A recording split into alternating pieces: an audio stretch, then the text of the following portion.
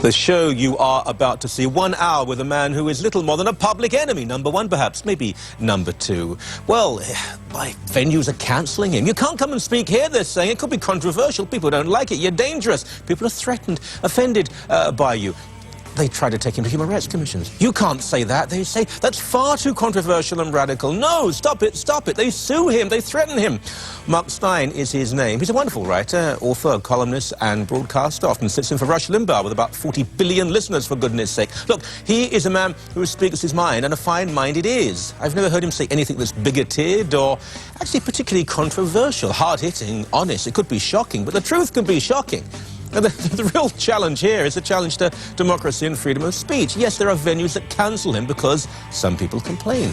He was taken to a human rights commission, two, in fact, because he dared to write a book and an article that some people found to be offensive. What does offensive mean anymore? It means you disagree with me.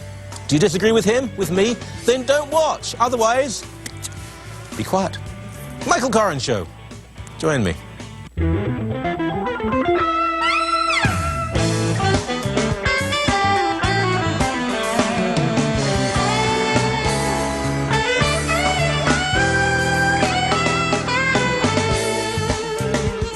So, Mark Steyn, I think we're announcing you as internationally best-selling author, but I've done some research on you, and of course you're a tool of international Zionism and a running dog lackey of the neoconservative monsters who run the world. I'd be honoured, by the way, with those descriptions. Right. Why is it that some radical Muslims and radical leftists so despise you? Well, I think if you're effective, they really want to shut you up. They don't want to have the conversation. I think this is the age we live in. They don't want to win the argument. They just don't want the argument to take place. And so I think the quickest way to do that is to label somebody as beyond the pale. And I'm happy to say that for the most part they've failed in successfully labelling me as beyond the pale, although they, insofar as they have had any success, it has been in Canada.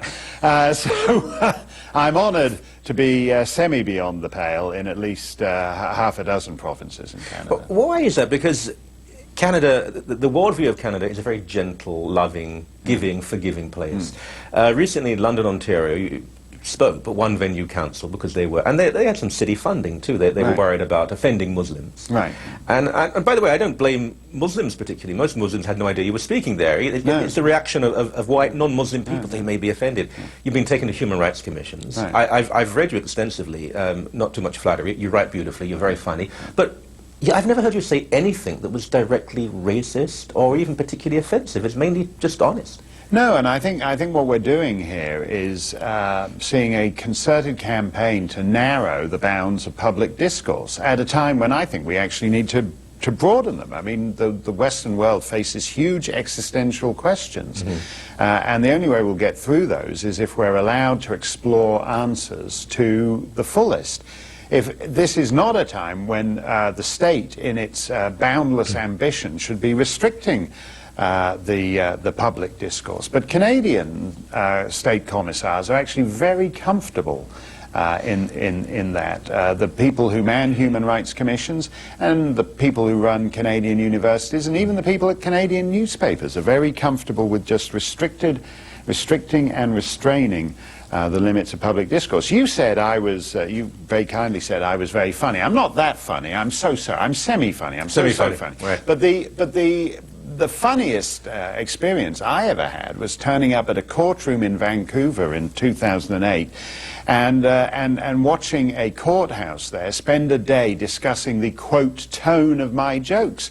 They'd flown in alleged expert witnesses to sit there analysing the tone of my... I thought this would make a mildly amusing piece on page 73 of the Literary Review of Canada, but the idea that three judges would be presiding over a discussion and analysis of my jokes, that is the absurdity of the world we live in, as many cartoonists and comedians in the United States and Scandinavia and the Netherlands have learned in the years since. So people, I assume, with public funding flown in, and if the jokes were sufficiently funny, you can say whatever you want. If they're not funny enough, then you have to be more careful in what you say. I don't quite follow the logic of their analysis of you. No, I think if they're too funny. I mean, for example, one of the things that was cited against me in the human rights complaint was that I was giving a speech in Washington. And it happened to be that the week that Little Mosque on the Prairie had started up in Canada, and I mentioned this show. And I hadn't seen the show, but my bet would be that the Muslim characters were going to be all sympathetic characters, whereas the rest of the population of this little prairie town were going to be the usual stump-toothed, bigoted rednecks who got all the worst lines, while the sophisticated, kindly Muslims came out looking. And I said, in that sense, Muslim is the new gay. And the Canadian Islamic Congress, in their complaint to the Human Rights Commission, said, Steyn says Muslim is the new gay. So I, you know, in an effort at multicultural outreach, I said, look, come on, guys, I meant it as a compliment, which only made things worse, of course. And so you're in this faintly surreal situation where state bureaucrats, state officials, are presuming to determine whether this particular joke has crossed the line. I think that's unbecoming of the Canadian government. It's unbecoming of the British Columbia government. I was in Copenhagen the other day, and I mentioned that Zimbabwe, after independence, had passed a law making it illegal to make jokes about the name of its first president, the Reverend Canaan Banana. The Reverend Banana ran into a little bit of trouble where Robert Mugabe eventually had him prosecuted on sodomy charges for seducing, I think his cook, his chauffeur, half the official Zimbabwean government soccer team, and a whole bunch of other people. And by that point, the papers were running headlines. Like after he fled to South Africa, the Daily Telegraph had a headline, "Hand over banana, Mandela told." And by that point, you know, and by that point, the official Zimbabwean government law on not being able to make jokes about the Reverend Banana's name, you know, you didn't need to do that anymore. But that's the point. That's the point. That's one of the things we should have learned about the Soviet Union, about all those totalitarian dictatorships. That actually, when the state is in the business of criminalizing jokes, something is going very badly wrong. Yes, by the way, the story was very fruity. Or is it a vegetable? No, I think that's a tomato. A tomato is a fruit, isn't it? No, that's a tomato. Right. Anyway, you mentioned the Canadian Islamic Congress. This is where the irony is and the absurdities became thicker. Mohammed El-Masri, it was on this show that he said every Israeli over the age of 18 was a valid target for death, which was a very enlightened thing to say. And he then tried to pretend that he was pushed into it. I assume that means saying to someone, what is your opinion? Yes. I gave him 4 or 5 chances to revise what he said. Do you mean Christian, Muslim, Jewish, Israeli, male, female, gay, straight, pacifist, serves in territory, doesn't serve? His organisation is the one that's at the forefront of taking people like you and others to human rights commissions. You fought back. You have the name, the personality, the ability, the strength to fight back. Other people are silenced. We don't hear about them because they are silenced by these organisations. No, I think that's true, and I think what is disturbing to me is that if you turn your back for the moment, the mainstreaming of institutions like the Canadian Islamic Congress proceeds apace. In other words, they got some bad publicity because he came on your show and accidentally gave a glimpse as to who he really is. But it doesn't prevent, for example, the Department of National Defense inviting Imam Delic to come and speak at an official Islamic Heritage Month, which is basically a front operation put up by the Canadian Islamic Congress. In other words, what's fascinating to me is how in nothing flat, institutions like the Canadian Islamic Congress become part of the respectable, quasi-official paraphernalia of the Canadian state. I don't think they should. I don't think they should have any part in that. You mentioned earlier that I'm so, quote, controversial that the City of London didn't want me in a municipal facility. I don't understand why I'm controversial, but Mohammed El-Masri isn't, and Imam Delic isn't.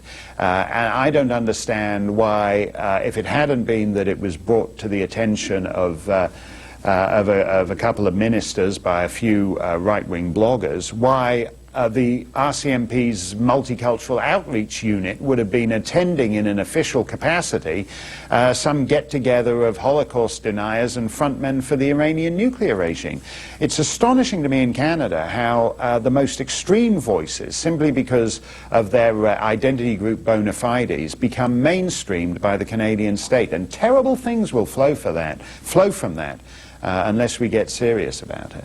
This is where many people are watching will say, well, I work with Muslims, and I'm not a religious person, but all religions are pretty much the same, aren't they? And isn't he just being a fearmonger, and this is the new policy of the right?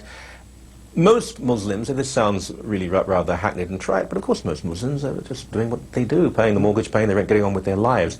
It's not about individual people with a certain faith, it's about an ideology of a particular faith at this stage, is it not? Yes, I think that's right. And obviously there are millions of Muslims who, as you say, just want to earn enough money to afford where they live and all the rest of it. I think the last time I was on your show, Michael, I mentioned that I used to date a Muslim woman some years ago. And it's strange because I don't talk about that terribly often, and every time I do, as happened when I was on your show, I get more death threats over that. From her? No, not from her. She actually has very happy memories, and that's certainly rare among my ex-girlfriends. I